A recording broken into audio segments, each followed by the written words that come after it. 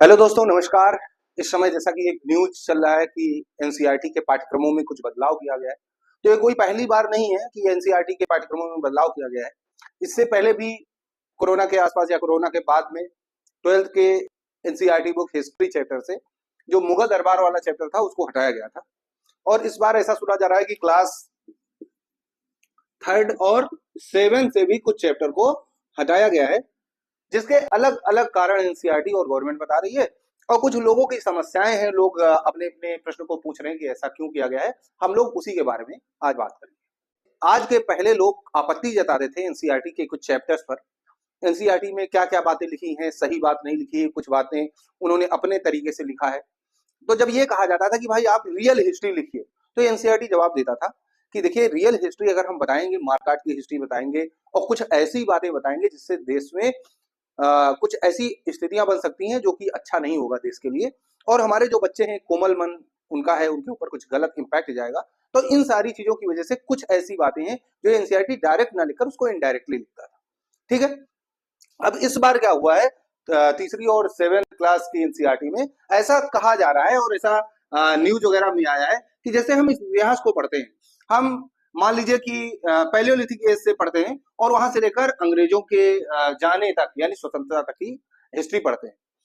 अब क्या होता है कि हमें बीच में दो हिस्ट्री ज्यादा पढ़ाई जाती है, एक मुगल और दूसरा दिल्ली सल्तनत। ये दोनों हमें ज्यादा पढ़ाई जाती है और इसके पहले क्या हुआ है उसके बारे में बताया नहीं जाता। तो शायद ऐसा हुआ है कि अब इन दोनों को यहां से हटाकर 7th और 3rd से हटाकर अब उसमें कुछ ऐसे चैप्टर्स को डाला गया जैसे मौर्यों के बारे में पढ़ना, जैसे सातवाहनों के बारे में पढ़ना, जैसे सुंग डायनेस्टी के बारे में पढ़ना। यानी अपने प्राचीन कल्चर को, अपने पुराने कल्चर को बच्चों को बताने के लिए इन चैप्टर्स को शामिल किया गया है। और जहां तक रही धर्मों की बात, जहां रही हिंदू धर्म या आप कह लो सनातन धर्म, हिंदुइज्म, जैनिज्म, बौद्धिज्म, सिखिज्म, इन सब के लिए एक अलग से चैप्टर लिखा जाएगा या लिखा गया है जिसमें इन सारे धर्मों के बारे में बताया जाएगा। तो एक सही रूट, एनसीईआरटी कह रहा है कि बच्चों को एक सही रूट मिलेगा। जैसे आप इंडस वैली सिविलाइजेशन से पढ़ रहे हो तो वहां नहीं पता है भाई कि कौन सा धर्म था कौन सा नहीं था। कुछ लोग अपने अपने तरीके से कह रहे हैं, वो अलग बात है, लेकिन वहां पर ये नहीं पता था कि वहां शैविज्म को मानने वाले थे। कुछ लोग तो कह रहे हैं कि वहां बौद्ध हुआ करते थे। तो अपने अपनी तरह के अलग अलग विचार हैं, लेकिन कंफर्म कुछ नहीं कहा जा सकता। इसलिए हम उसके बाद वैदिक पीरियड से आप चलते हैं और वैदिक पीरियड में फिर बुद्धिज्म आ जाता है, जैनिज्म आ जाता है। तो ये सब धीरे धीरे आते गए और अपना अस्तित्व इन्होंने यहाँ इंडिया में बनाया। लेकिन स्टार्टिंग से बात करें तो सबसे पहले इंडस वैली सिविलाइजेशन पढ़ते हैं, फिर वैदिक पीरियड पढ़ते हैं, फिर महाजनपद पढ़ते हैं, ऐसे ऐसे मौर्य काल पढ़ते हैं, फिर महाजनपद काल पढ़ते हैं, ऐसे ऐसे गुप्तदास को पढ़ते हैं, उसे उसके बाद में हर्षवर्धन को पढ़ते हैं, फिर उधर राजपूतों का इतिहास पढ़ते हैं, बीच में अटैक हो जाता है मोहम्मद बिन कासिम का, उसको पढ़ते हैं, फिर गजनवी को पढ़ते हैं, गौरी को पढ़ते हैं, उसके बाद दिल्ली सल्तनत और मुगल काल पढ़ते हैं। तो कहने का मामला ये है कि स्टार्टिंग के इतिहास को छोड़कर हम सबसे ऊपर का इतिहास पढ़ते हैं। तो शायद एनसीईआरटी ने सोचा कि हम इसको छोड़कर पहले अपने रूट को देखें, अपने कल्चर को देखें, तो उन्होंने इन सारी चीजों को इसमें शामिल किया। और जो धर्मों को लेकर लड़ाई चल रही कि ये धर्म अच्छा वो धर्म अच्छा, शायद उसके बारे में जानने के लिए उन्होंने एक चैप्टर बना दिया जिसमें आपको जैन धर्म के बारे में, जिसमें आपको बौद्ध धर्म के बारे में, जिसमें आपको सनातन धर्म के बारे में, वैदिक धर्म के बारे में, जिसमें आपको क्रिश्चियंस के बारे में, सब के बारे में बताया जाएगा। लेकिन ये जरूर बताया जाएगा कि ये सारे धर्म पहले यहाँ नहीं थे, किस तरह से यहाँ इस्लाम का प्रचार हुआ, किस तरह से यहाँ सिखिज्म का प्रसार हुआ, किस तरह से बौद्ध आए, किस तरह से जैन आए, किस तरीके से क्रिश्चियनिटी आई।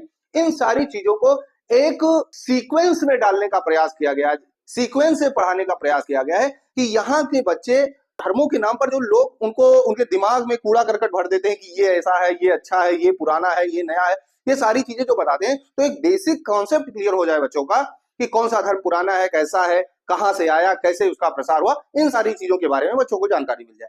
और एक बात जिसपे विवाद हो रहा है, उसको कहा गया कि कुंभ वाला चैप्टर जोड़ दिया गया कि कुंभ में कैसे लोग आए, क्या व्यवस्थाएं दी गई। तो एक लोग ने क्वेश्चन भी पूछ लिया कि भाई कुंभ में आप इतना अच्छा बता रहे हैं, कुंभ इतना अच्छा था, कुंभ उतना अच्छा था, तो उसमें जितने कैजुअलिटीज हुई उसके बारे में बताना चाहिए। तो एनसीईआरटी जवाब देता है कि नहीं नहीं, कैजुअलिटीज के बारे में आप कैसे बता सकते हैं, क्योंकि आपने तो पहले ही कहा हुआ है, आपने तो पहले ही कहा हुआ कि भाई हम बच्चों को ऐसी बातें नहीं बताएंगे जिससे उनके कोमल मन पर ऐसा प्रभाव पड़े, वो परेशान हो।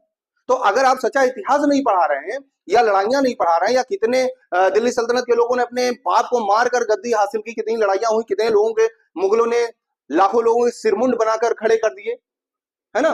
जो बाबर आया उसने लाखों लोगों के सिरों को काट कर मीनार बनवाई। ये सब अगर हम बच्चों को नहीं पढ़वा रहे हैं तो क्या हम वो बच्चों को पढ़ाएंगे कुंभ में कितनी कैजुअलिटीज हुई? तो शायद उसको भी पढ़ाना उचित नहीं, इसलिए एनसीईआरटी ने इसको भी नहीं उसमें डाला। अब बात जो सबसे बड़ी आ रही है वो है सेफ्रोनाइजेशन की। कुछ लोग कह रहे हैं कि ये सब पढ़ा के एनसीईआरटी का भगवाकरण किया जा रहा है, सेफ्रोनाइजेशन किया जा रहा है।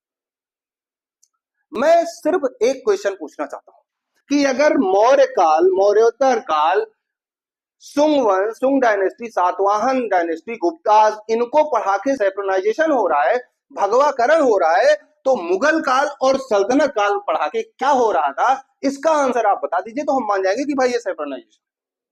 अगर पिछले 50 साल से हम मुगल काल और दिल्ली सल्तनत पढ़ के इस्लामीकरण नहीं कर रहे थे, तो क्या हम ये पढ़कर, मौर्य काल पढ़कर सेफ्रोनाइजेशन कर रहे हैं, भगवाकरण कर रहे हैं? ये क्वेश्चन आपको सोचना है और उन लोगों को जो इतिहास को बर्बाद कर रहे हैं उनके बारे में समझना है कि कितनी दोगली मानसिकता के लोग हैं, कितनी दोहरी मानसिकता के लोग, और किस तरह से इंडियन कल्चर का विरोध। क्यों नहीं जानना चाहिए भारतीयों को? भारतीय बच्चों को तो अपना पुराना कल्चर जानना ही चाहिए, उसके बाद में कोई कल्चर जानना चाहिए ना। तो अगर हम यहाँ ऊपर पढ़ रहे हैं, हम मुगल पढ़ रहे हैं, हम सल्तनत, दिल्ली सल्तनत पढ़ रहे हैं, लेकिन हम ये नहीं जानते कि हमारे पूर्वज मौर्य थे, हमारे पूर्वज इंडस वैली सिविलाइजेशन में रहते थे, हमारे पूर्वज गुप्ताज थे, हमें ये नहीं पता है। हमें ये पता है कि हमारे पूर्वज मुगल थे, दिल्ली सल्तनत वाले लोग थे, जिन्होंने अपने बाप को, अपने भाई को, अपने चाचा को, किसी को नहीं छोड़ा, बिना किसी को मारे गद्दी ही नहीं अपनाई। हम उनके बारे में पढ़ रहे हैं, तब वो इस्लामीकरण नहीं है, लेकिन हम अपने कल्चर के बारे में, अपने पूर्वजों के बारे में पढ़ेंगे तो सेफ्रोनाइजेशन होगा। ऐसे दोगलों की मानसिकता को पहचानना है और अपने बच्चों को उनसे बचाना है। अब क्या सही है क्या गलत है आपको खुद डिसाइड करना है।